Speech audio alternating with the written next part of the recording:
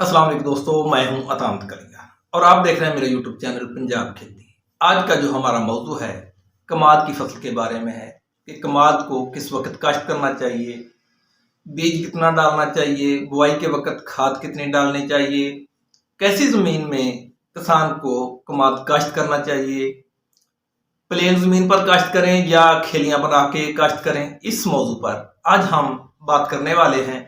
अगर आप मेरे इस चैनल पर नया है तो आपसे गुजारिश है कि इस चैनल को सब्सक्राइब कर लें। वीडियो अच्छी लगे तो इसको लाइक करें, शेयर और कमेंट करें। दोस्तों, कमाद एक ऐसी फसल है जिसके बगैर हमारे किसान का गुजारा ही नहीं। इस कमाद से जो चीनी बनती है, गुड़ बनता है या शक्कर बनती है, ये हमारे हर घर में इस्तेमाल होती है। लेकिन बदकिस्मती से हमारे किसानों को इसका मुआवजा पूरा नहीं मिलता। अगर गवर्नमेंट इस फसल पर तरजीह दे, इस फसल के जो निर्खनामा है उस पर गौर करे, तो इसका जो रेट है वो बहुत कम है। हुकूमत को चाहिए कि थोड़ा इधर भी गौर करे, कमाद की फसल का रेट ज्यादा किया जाए। आज हम बात करने वाले हैं कमाद की काश्त किस वक्त करनी चाहिए।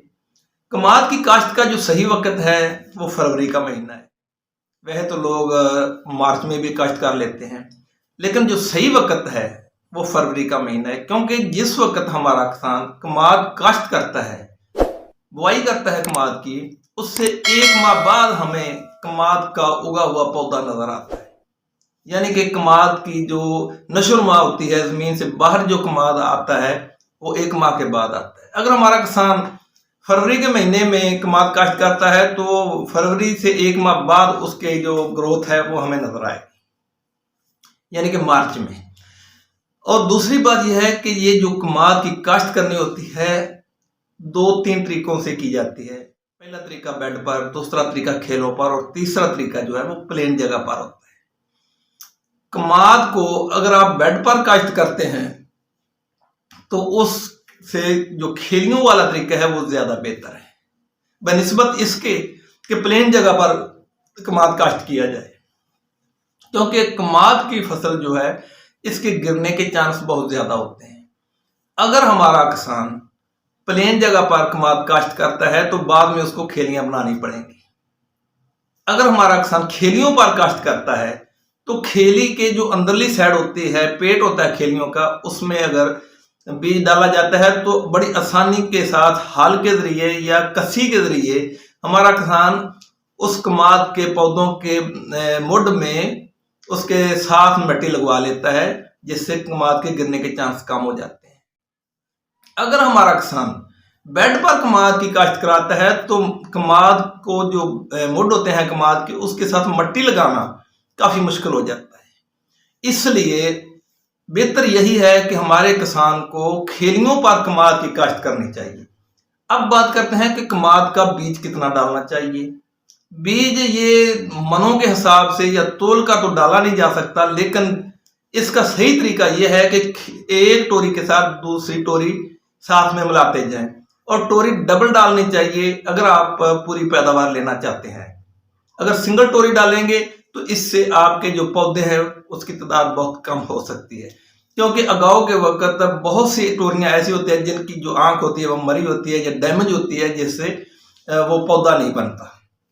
इसलिए हमारे किसानों को चाहिए कि डबल टोरी डालें और टोरी के साथ टोरी लगाते जाएं, इससे पौधों की तादाद पूरी हो जाएगी। और अब बात करते हैं कि कमाद को बुआई के वक्त खाद कितनी डालनी चाहिए। पहले नंबर पर तो टोरियों को जहर आलूद करके उसके बाद जमीन में गाड़ देना चाहिए। उसके ऊपर कम से कम 3 इंच मिट्टी लाजमी होनी चाहिए। और जो खाद है, जिस वक्त जमीन की तैयारी हमारा किसान मुकम्मल कर लेता है, उसके बाद उसने खेलें निकालनी होती है, तो उसको चाहिए कि डीएपी और पोटाश दोनों का छट्टा कर दें।